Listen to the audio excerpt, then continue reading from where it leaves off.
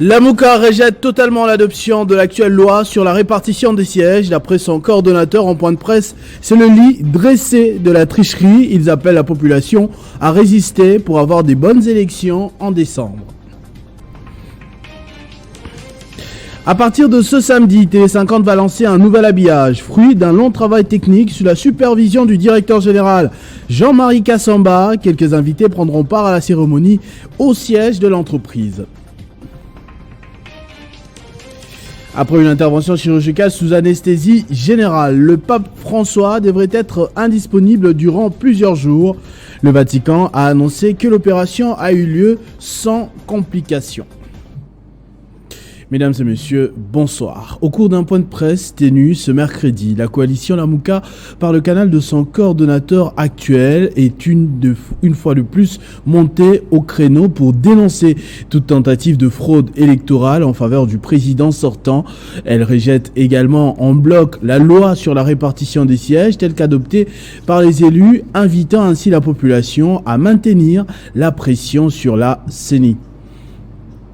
Collaboration entre l'armée et la population dans la province du Nord Kivu. 3 éléments du groupe dénommé 40 voleurs sont tombés aux mains des forces de sécurité pour le lieutenant-colonel Guillaume Ndjike. Le travail continue jusqu'au rétablissement du calme total au sein de la population de Goma et les contrées environnantes. Il faut se mettre tout simplement la population en contribution dans un cadre purement de sécurité participative. Et aujourd'hui, le fruit est là. Et là, vous avez les chefs, l'un des grands poissons. Bien ici, l'un des grands poissons. L'un des grands poissons de 40 sur qui nous venons de mettre la main grâce, effectivement, à cette sécurité participative. C'est-à-dire la population a dénoncé, comme l'a demandé le commandant 34e région militaire. Et nous osons croire qu'avec l'élan qui prend de plus en plus la task force, finalement, notre population de Goma va respirer. À part ces messieurs ont été trouvés, ils font partie aussi des 40 voleurs. Ils ont été trouvés en flagrant délit, avec leur matériel, en train de casser et de tracasser notre paisible population. D'où l'importance de la population, de toute la population de Goma, de s'approprier la task force. Et c'est ça le message du commandant 34e région militaire. Que toute notre population s'approprie la task force. Cet habillage que vous voyez aujourd'hui, vous ne le verrez plus samedi sur Télé50. Profitez pour les nostalgiques parce que le directeur général a décidé de tout changer. Bien que la charte graphique restera la même, toutes ces composantes vont connaître un grand changement. Le lancement aura lieu en présence de quelques invités conviés par Jean-Marie Kassamba. Pour comprendre le fonctionnement de Télé50, ou je dirais moi, les concepts Télé50, il faut comprendre que nous sommes dans ce qu'on appelle les médias broadcast, aux normes télévisuelles internationales. Nous sommes visibles, nous, sur tous les continents, quels que soient les fuseaux horaires. Nous sommes également en streaming Internet, nous sommes sur satellite, nous sommes en TNT, nous sommes sur les plateformes de diffusion un peu partout. Et quand vous êtes dans ces environnements un peu, je dirais, standards, vous avez intérêt à avoir le matériel qu'il faut pour avoir ce qu'on appelle la résolution de l'image, le son qu'il faut, mais aussi il faut harmoniser les couleurs. Nous sommes, nous, en rouge et blanc, naturellement. Vous voyez, notre canapé est rouge, ceux qui sont déjà passés par chez nous ici, vous voyez qu'il y a une prédominance au rouge et blanc, mais la télévision, il y a des couleurs standards qui sont le bleu, effectivement le bleu royal, mais aussi les écrits, ce qu'on appelle les casques, les bas de casque, etc., qui sont aux normes internationales. Voilà, les gens qui nous suivent à la maison, ils voient Kin Direct, Kinshasa Direct, ils voient Dossier du jour, Espace 50, etc. L'annonce faite hier sur nos antennes de Télé 50. La gouverneure du Lualaba est de retour à Kolwezi après sa mission officielle en Chine dans la suite du chef de l'État, membre du gouvernement et conseil provincial de sécurité, était à l'aéroport pour l'accueillir. Elle a remercié Félix Tshisekedi de l'avoir associé à ce déplacement de grande importance économique pour le pays. Elle a regagné le Lualaba en début de soirée de ce mardi 6 juin 2023. Membres du gouvernement provincial, ceux de son cabinet et du conseil provincial de sécurité étaient à l'aéroport national de Kolwezi pour l'accueillir. Marie-Thérèse Masuka Saini vient d'une importante mission officielle en Chine dans la suite du président de la République. Elle a remercié l'autorité suprême du Congo-Kinshasa de l'avoir associée à ce déplacement de grande importance pour le pays et particulièrement pour la province du Lualaba. D'abord, nous rendons grâce à Dieu. Dieu qui a permis ce voyage et qui a touché les cœurs du président de la République à qui nous disons un grand merci de nous avoir permis de voyager dans sa suite. En tout cas, ce qui s'est passé en Chine est tout simplement extraordinaire. Ce voyage a permis d'améliorer les relations entre la Chine et la République démocratique du Congo. Nous savons tous, ça va faire presque 51 ans que cette relation existe et c'était aussi pour décanter toutes les situations entre les sociétés qui sont en train de travailler dans la province du Lualaba, en particulier aussi dans toute la République démocratique du Congo. La gouverneure du Lualaba a encouragé les opérateurs économiques du pays de Xi Jinping ayant choisi d'investir dans sa juridiction. À Kalemi, dans la province du Tanganyika, le nouveau secrétaire général à l'agriculture vient d'effectuer une mission dans cette partie du pays. L'ingénieur Ilanga Bofonga José a visité quelques réactions du projet intégré de croissance agricole dans les Grands Lacs Picagel en cycle. La coordination provinciale du projet intégré des croissances agricoles dans les Grands Lacs Picagel en Sile a été honorée par la visite 2 jours durant du secrétaire général à l'agriculture, nouvellement porté à ses responsabilités du 4 au 5 juin dernier à Kalemi. Sous le guide du ministre provincial de l'agriculture et de la coordinatrice provinciale du Picagel, Brigitte Kapinga, l'ingénieur Ilanga Bofonga José a visité un échantillon parmi la multitude des réalisations de ce projet dans le domaine de la croissance agricole, des infrastructures agricoles à certains champs appuyés des bout en bout par le projet. Le secrétaire général à l'agriculture a été agréablement surpris du niveau d'avancement du Picagel à Kalemi. Nous sommes satisfaits.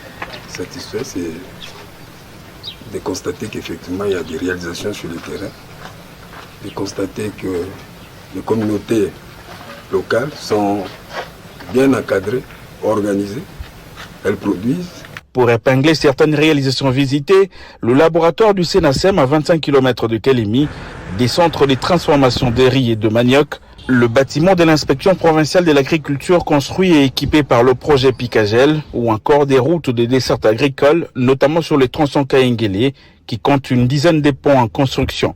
Rappelons que le projet intégré des croissances agricoles dans les Grands Lacs est un projet du gouvernement congolais exécuté au Sud Kivu et au Tanganyika, particulièrement dans le territoire de Kalemi, pour la relance du secteur agricole avec le financement de la Banque mondiale. Les habitants victimes du dernier feu dévorant qui a ravagé plusieurs habitations sur Camp Zahir en commune de Kadetou au Sud Kivu le dimanche dernier ont reçu la visite des délégués de la fondation Trésor Moutiki dans leur valise des dons en vivres et non vivres pour soulager quelques besoins urgents. Ayant appris la triste nouvelle, les émissaires de la TMF conduits par l'administrateur STRDC Justin Kianga ont été dépêchés sur les lieux du sinistre en vue de matérialiser la compassion de leur PCA Trésor Moutiki à l'endroit de ces milliers de compatriotes qui ont tout perdu. Dans leur gibecière, on pouvait identifier 100 bidons vides, 100 sacs de riz, 100 sacs de farine de semoule, 200 kg de haricots, 108 seaux plastiques, 240 gobelets, une quantité de sel et de pampers pour les bébés. Un bon nombre de nos concitoyens, c'est vrai qu'il n'y a pas eu de perte en vie humaine, mais les dégâts matériels sont innombrables, les dégâts matériels sont incalculables et cela n'a pas laissé indifférent l'esprit de grandeur de notre PCA, Trésor Moutiki, l'évangéliste de la cohésion sociale qui s'est décidé comme ça de devoir amener sa contribution en faveur de tous ses concitoyens, tous ses compatriotes qui passent pratiquement la nuit à la belle étoile ici, qui ont tout perdu, mais qui ont quand même trouvé un petit cadre en termes d'espace mis à leur disposition par la coordination des églises catholiques ici chez nous.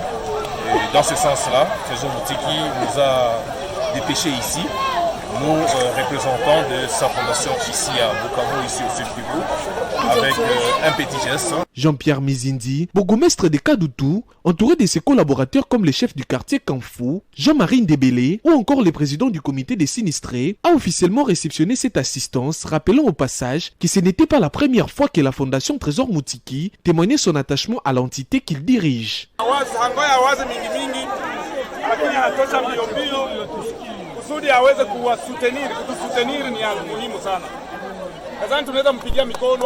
Le TMF est la première organisation à se déployer sur place avec un geste en nature. Il en a profité pour lancer un appel aux autres personnes de bonne volonté à emboîter les pas. L'administrateur Est-RDC de la TMF, Justin Kianga, a émis le souhait de voir cette assistance être partagée sans heurte et profiter effectivement aux véritables sinistrés. Remise des notifications aux nouveaux agents du service d'assistance et d'encadrement de l'exploitation minière artisanale à petite échelle. C'est son directeur général Jean-Paul Kapongo qui a personnellement présidé cette cérémonie dans la commune de la Gombe. C'est une ambiance particulière qui a régné ce mardi 6 juin 2023 au siège de SAEMAP, direction provinciale de Kinshasa, dans la commune de la Gombe.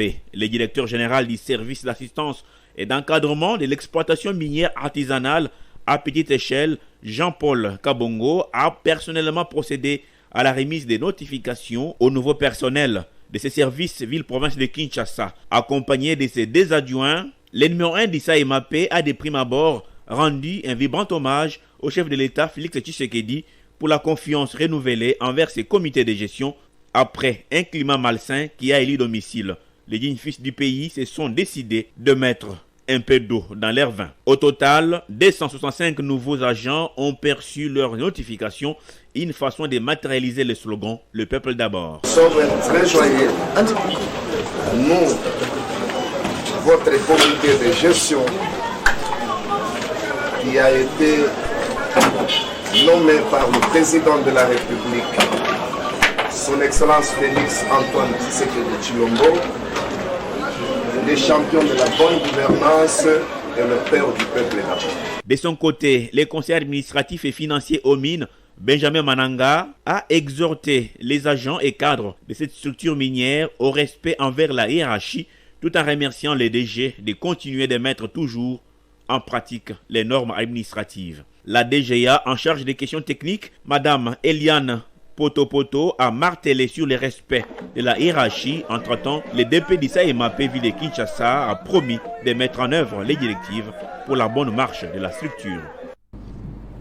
Le gouverneur du Kasaï, Patrick Mathias Kabea Machiabidi, était en visite dans le territoire de Miabi, précisément à Movokatia.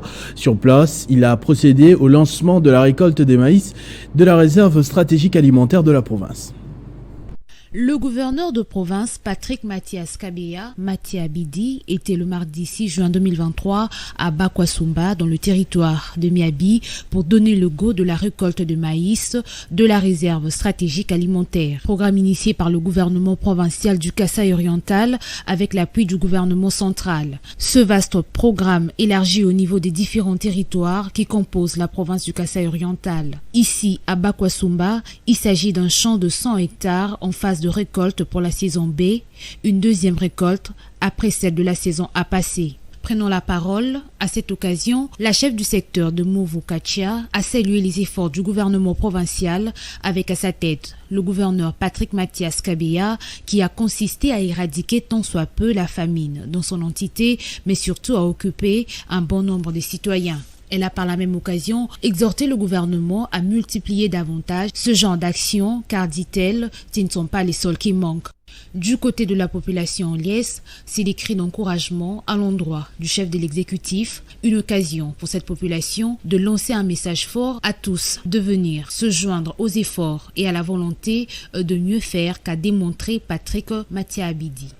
De l'exécutif a remercié la population pour son soutien au président de la République Félix Tshisekedi Tshilombo et à lui-même, car la province s'inscrit dans la vision du chef de l'État qui prône la revanche du sol sur le sous-sol.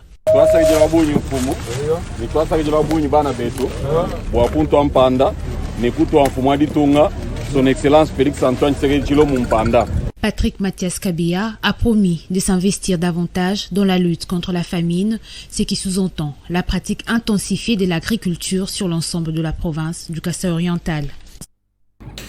Au terme de son congrès tenu à Kinshasa pendant 3 jours, le parti politique Congo Espoir a choisi Félix Tshisekedi comme son candidat à la présidentielle de 2023. Ce parti cher au ministre de l'Agriculture se prépare à tout donner pour la réélection du président de la République.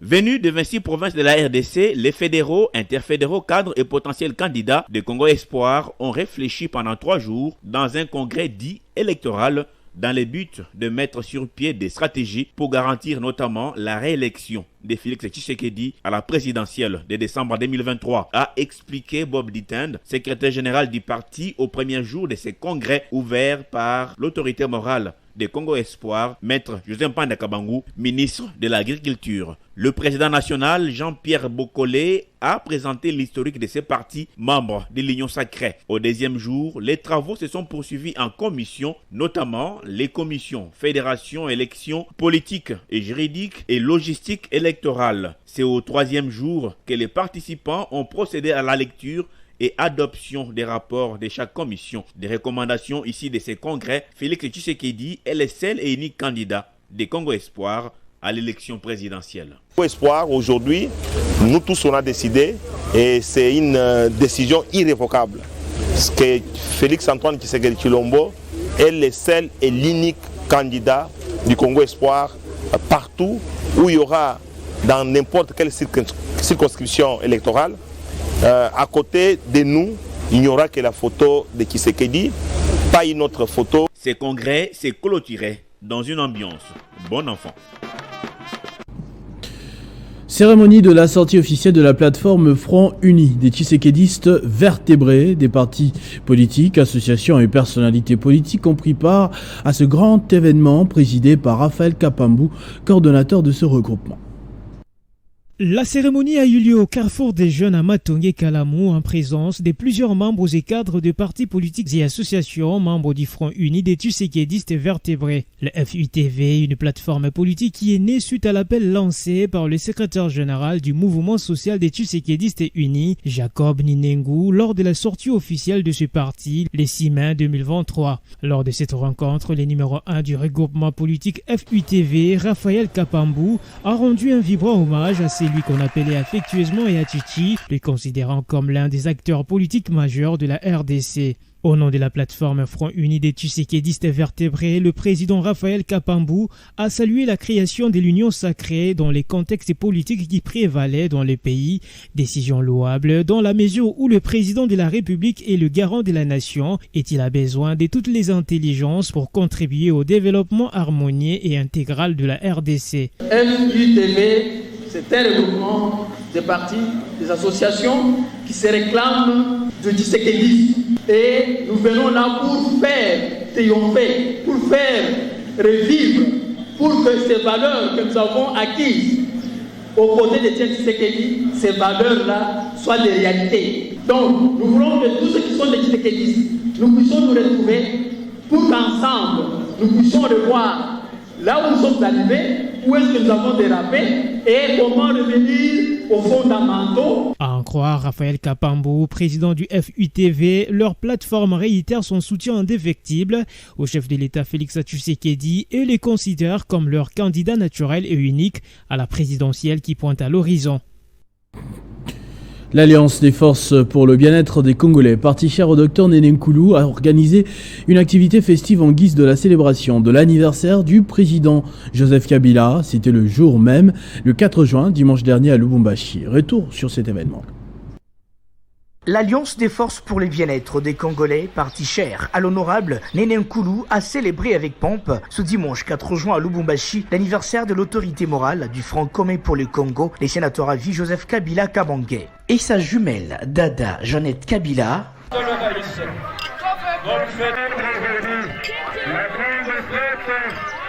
Rassemblés autour du président interfédéral du Haut-Katanga, Delphin Kikonka, sous le haut patronage du président national, Christian Numbi, les cadres de l'FBC ont célébré le jour spécial de celui qu'ils considèrent comme étant les tenants de la formule du développement de la RDC, le Raïs Joseph Kabila Kabange, l'espoir de toute une nation. La joie était immense pour ces kabylistes qui demeurent fidèles et loyaux.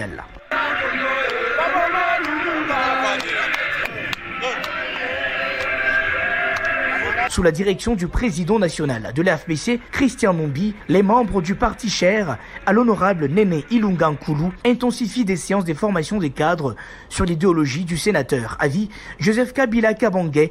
FBC, c'est un parti politique membre du FCC. Sur ce, au nom de l'excellence Dr Néné Ilunga Nkulu, au nom du président national apôtre Christian Numbi et au nom de l'ensemble des membres de l'FBC, nous souhaitons joyeux anniversaire à Joseph Kabila Kabange, autorité morale. Pour Delphin Kikonka, président interfédéral de l'FBC au Katanga, au nom de tous les sympathisantes et sympathisants de l'Alliance des forces pour le bien-être des Congolais, souhaiter à Joseph Kabila Kabange une longue vie. Le directeur général de l'ARSP est déterminé à implémenter la vision du changement prôné par le président de la République dans les secteurs de la sous-traitance en RDC. Miguel Katim poursuit avec la campagne de contrôle de conformité. Ce mercredi, il était à Bras-Congo. Je parle sous le contrôle du DG, mais que nous avons eu des relations, en tout cas un entretien extrêmement constructif, positif, et qui laisse augurer de belles choses pour les prochains jours, avec cette idée de pouvoir faire participer le plus possible la société, les Congolais au sein de notre activité à travers la sous-traitance, et finalement de contribuer, c'est bien là notre rôle, au développement du pays, au développement de la classe moyenne, et finalement à ce que chacun des Congolais puisse profiter de façon transparente et claire du dynamisme et de la progression de la Bras-Congo. Et je l'ai dit au DG, nous n'avions pas attendu cette rencontre pour être déjà des acteurs dynamiques de cette vision présidentielle. Bras-Congo est évidemment totalement dans cette vision du président de la République de développer l'entreprise à travers le développement du pays, à travers le développement des populations et l'émergence de cette classe moyenne que nous appelons tous de nos voeux.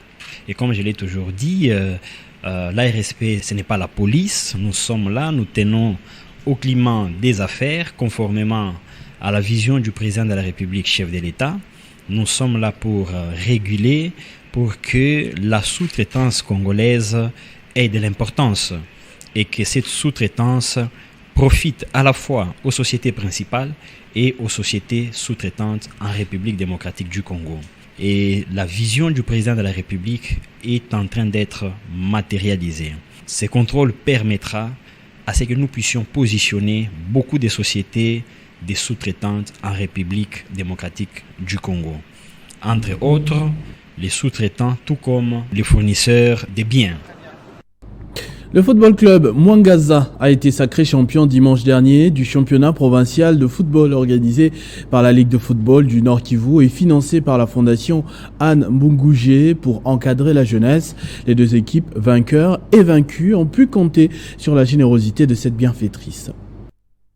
C'est dans une finale de titans tant attendue par le public sportif que le FC Mwangaza de Goma s'est imposé sur le FC Benisport par une note de 2-0.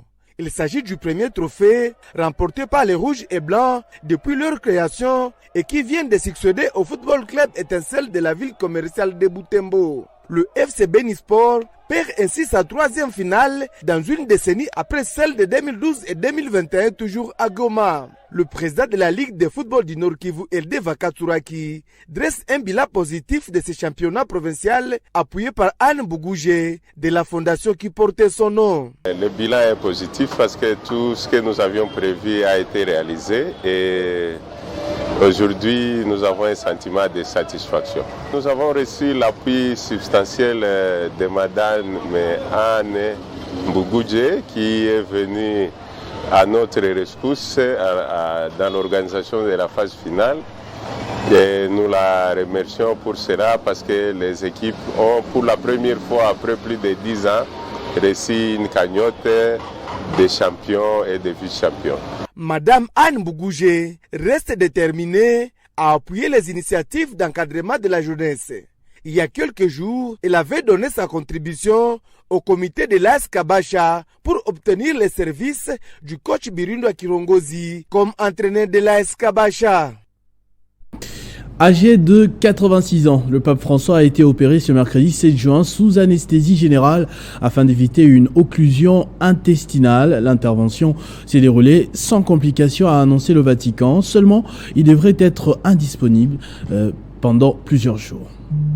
Le pape François, âgé de 86 ans, est opéré pour risque d'occlusion intestinale à l'hôpital Gemelli à Rome ce mercredi 7 juin. Cette opération en urgence n'est pas la première, signale Vatican. Sa dernière opération sous anesthésie générale remonte à juillet 2021 et l'intervention a retenu le Saint-Père à l'hôpital une dizaine de jours pour une lourde opération du côlon. Les communiqués officiels publiés mercredi matin indiquent que François va subir une anesthésie générale pour poser une prothèse sur les parois abdominales afin de corriger les effets d'une hernie incisive avec risque d'occlusion qui s'aggrave provoquant des douleurs. Les communiqués du Vatican, rarement aussi détaillés à ces points, précisent que l'hospitalisation durera plusieurs jours pour un retour à une pleine reprise fonctionnelle. Quant au débat alimenté sur ses capacités à continuer d'assumer ses fonctions de pape, le secrétaire d'État et numéro 2 du Saint-Siège, le cardinal Pietro Parolin, a précisé que cette opération n'impliquait aucune vacance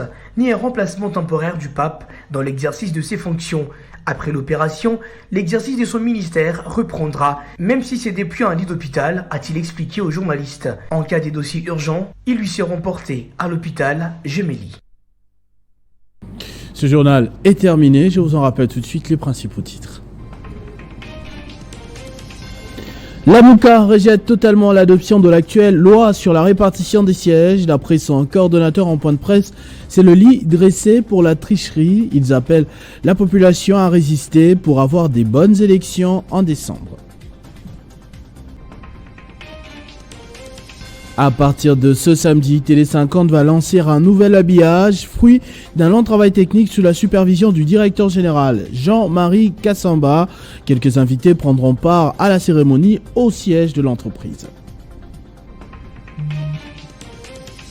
Après une intervention chirurgicale sous anesthésie générale, le pape François devrait être indisponible durant plusieurs jours. Le Vatican a annoncé que l'opération a eu lieu sans complications. À tous et à toutes, merci de votre attention soutenue. Restez fidèles au programme de votre chaîne Télé 50. Vivez heureux, vivez 100 ans, mesdames et messieurs.